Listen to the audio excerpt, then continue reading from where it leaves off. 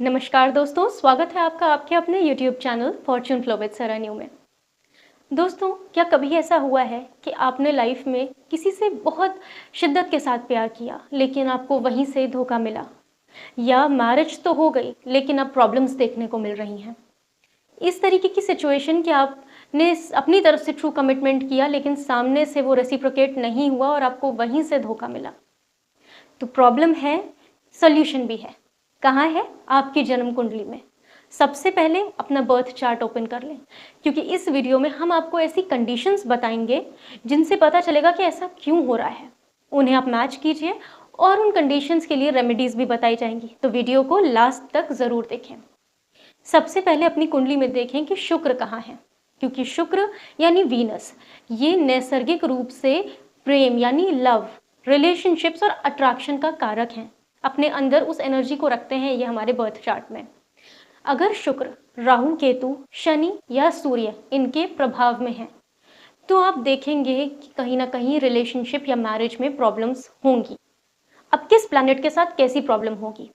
अगर शुक्र क्या राहु के साथ किसी तरह से संबंध बन रहा है, या तो राहु और शुक्र एक साथ कुंडली में बैठ गए हैं, या राहु शुक्र को दृष्ट कर रहे हैं, या राहु केतु के कंजंक्शन में कहीं ना कहीं, यानी राहु केतु एक्सिस में शुक्र आ गए हैं, तो आप देखेंगे कि आप ऐसे लोगों के टुवर्ड्स अट्रैक्ट होते हैं जो धोखेबाज नेचर के होते हैं, लेकिन सामने से नहीं दिखता। सामने से वो लोग बहुत अच्छे नेचर के दिखेंगे। राहु का यही ट्रेट होता है, हिडन, छुपा हुआ। ऐसे लोगों को वो पार्टनर्स मिलते हैं जो सामने से बहुत अट्रैक्टिव, बहुत चार्मिंग होते हैं। सामने से अपने को बहुत अच्छा भी दिखाएंगे, लेकिन अंदर ही अंदर आपको धोखा देने के लिए पूरा माइंड सेट होता है उनका, और यही वो लास्ट में करके जाते हैं। सेवंथ में राहु हो या राहु का शुक्र के साथ संबंध हो, इस तरीके की चीज़ें बहुत बार देखी गई हैं और यही होता है।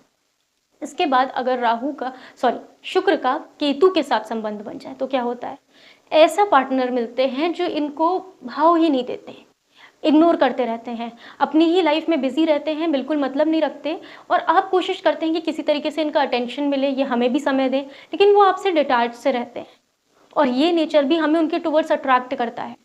आगे हम इसका साइकोलॉजिकल पर्सपेक्टिव पे भी बात करेंगे कि ऐसा क्यों होता है, लेकिन फिलहाल अभी हम इसको एस्ट्रोलॉजी के हिसाब से समझें तो केतु में यही सिचुएशन देखने को मिलती है कि हम अपनी तरफ से कितना ही प्यार करें, लेकिन सामने से वो रिटर्न नहीं मिलता।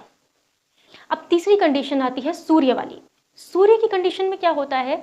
रिलेशनशिप ठीक ठाक होगा, दोनों के किसी के माइंड में ऐसे धोखा देने की प्रवृत्ति या डिटैचमेंट की प्रवृत्ति नहीं होगी, लेकिन ईगो इश्यूज आएंगे, ईगो प्रॉब्लम्स होंगी, टकराव होंगे, आपका पार्टनर आपको रिस्पेक्ट नहीं करेगा, और खुद के लिए बहुत रिस्पेक्ट चाहिए उस व्यक्ति को। ऐसी सिचुएशन तब देखी जाती है जब सूर्य शुक्र के साथ बैठ जाए।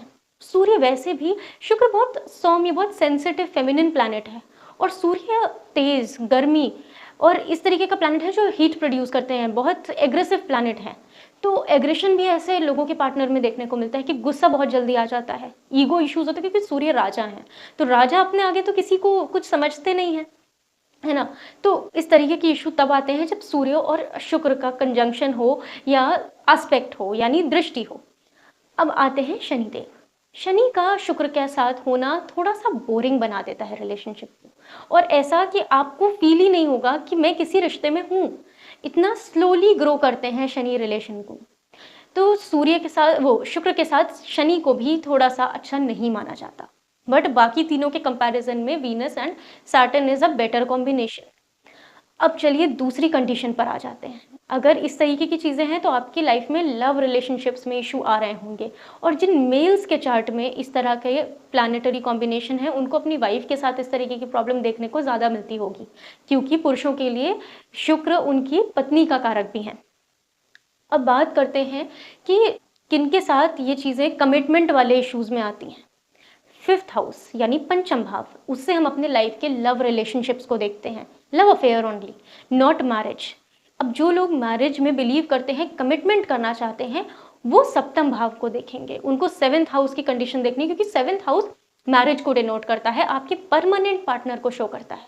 अब यहाँ पे भी उन चारों प्लैनेट्स में किसी की प्लेसमेंट हो जाए तो आपको इस तरीके की प्रॉब्लम्स मैरिज में देखने को मिलेंगी। सबसे पहले तो अगर राहु है तो ऐसे इंसान की मैरिज होने में ही इशू आएगा। क्या होता है? सामने वाला पर्सन कमिट कर देगा कि हाँ मैं तुमसे मैरिज करना चाहता हूँ, ये चाहती हूँ, पर क्या होगा, वो लास्ट मोमेंट पे धोखा दे के चले जाएंगे। केतु अगर है तो वो टालते रहेंगे उस मैरिज के इवेंट को कि बाद में इस तरीके की चीज़ होगी। सूर्य होंगे तो इस तरीके का इशू नहीं है, बस थोड़ी प्रॉब्लमैटिक सिचुएशंस आ सकती हैं मैरिज होने में। लेकिन शनि है तो वो डिले देते हैं। शनि शनै शनै स्लोली स्लोली, शनि यहाँ है तो मैरिज तो पक्का होगी। अगर आपका पंचम और सप्तम का कुछ कनेक्शन बन जाता है तो आपका लव अफेयर को मैरिज में कन्वर्ट करने के लिए शनिदेव की ब्लेसिंग्स तो हैं, लेकिन कहीं ना कहीं वो स्लोली रिलेशनशिप को बिल्ड करते हैं इस तरीके से कि वो आपके लिए इमोशनली ड्रेनिंग हो जाता है। परेशान हो जाते हैं ऐसे लोग जिनके शनि सप्तम भाव में बैठे हैं कि फाइनली कब मैरिज होगी हमारी। तो इस तरीके के रिजल्ट्स मिलते हैं जब 7th हाउस में कोई ऐसे प्लैनेट्स हों।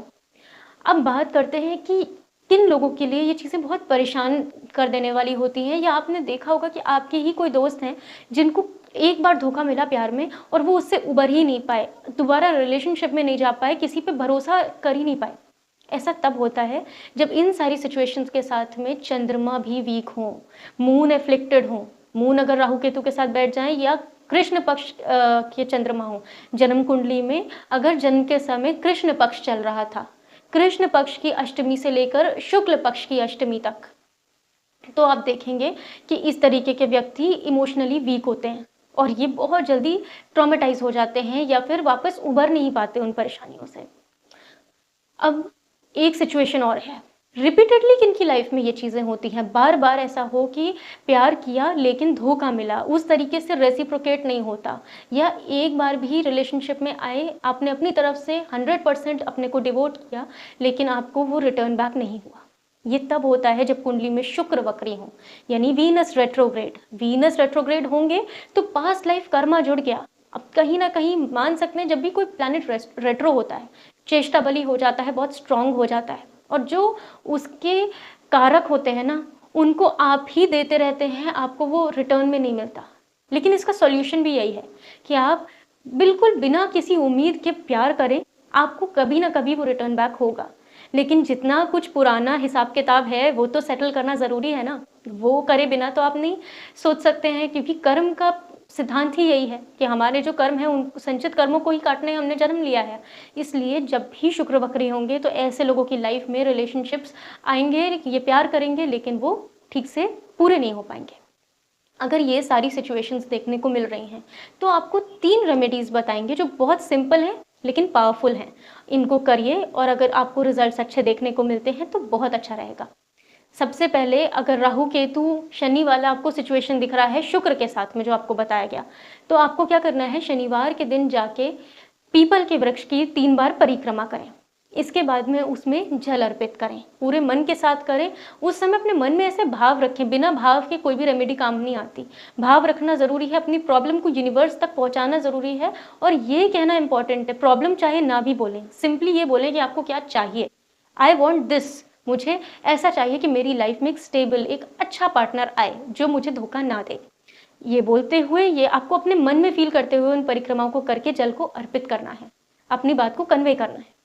ऐसे ही वीनस ज़्यादा एफ्लिक्शन में दिख रहे हैं आपको, तो आपको फ्राइडेज को जाके माँ लक्ष्मी की पूजा करनी है। आप अपने घर में भी कर सकते हैं, माता रानी का स्मरण करें, उनसे प्रार्थना करें कि वो आपके जीवन में प्रेम को लेकर आएँ, और पॉसिबल हो तो उनको कमल चढ़ाएं, दूध और चावल की खीर भी चढ़ा सकते हैं, तो बहुत अच्छा होगा। अब जिनके चंद्रमा वीक है उनके लिए ये रेगुलर रेमेडी है, यानी हर दिन करना है, पॉसिबल हो तो बहुत अच्छा है। और वैसे भी हमें मंदिर हर दिन जाना ही चाहिए। सुबह के समय आपको मंदिर जाना है, शिव मंदिर जाना है, शिवलिंग पर आपको दूध अर्पित करके आना है। भोलेनाथ से ये प्रार्थना करनी है कि मेरे मन को शक्ति दे भोलेनाथ, कि मैं जीवन के संघर्षों से उबर सकूं, क्योंकि माइंड स्ट्रांग होगा ना तो ऐसी कई सिचुएशंस को हम बहुत आसानी से पार कर ले जाएंगे, और इसमें भोलेनाथ की कृपा ही सबसे अधिक काम आती है। तो दोस्तों, लेकिन अगर आपको ऐसा लग रहा है कि प्रॉब्लम ज़्यादा है, ये सब चीज़ें आपने पहले करी हुई हैं लेकिन सोल्यूशन नहीं मिला, रिपीटेडली हो रही हैं चीज़ें, तो कई और डिविजनल चार्ट्स हैं, बहुत सारे ऐसे कॉम्बिनेशंस होते हैं कुंडली में जिनको देखना आवश्यक होता है। हर चीज़ के बारे में वीडियो में नहीं बात कर सकते हैं, बहुत टाइम चला जाएगा उसमें, तो आप पर्सनल कंसल्ट भी कर सकते हैं। पर्सनल कंसल्टेशन की डिटेल्स आपको डिस्क्रिप्शन में मिल जाएंगी, आप वहाँ पर मैसेज ड्रॉप करके अपना अपॉइंटमेंट बुक करा के अपना पर्सनल कंसल्टेशन और रेमेडीज़ ले सकते हैं जो सिर्फ आपके लिए डिज़ाइंड होंगी। तो दोस्तों, अगर ये वीडियो आपको पसंद आया है तो इसको अपने फ्रेंड्स फैमिली के साथ शेयर करें। चैनल को सब्सक्राइब करके बेल आइकॉन को हिट करना ना भूलें ताकि हमारे वीडियोस के नोटिफिकेशन आपको सबसे पहले मिलें। मिलते हैं अगले वीडियो में, तब तक अपना ख्याल रखें। जय श्री कृष्ण।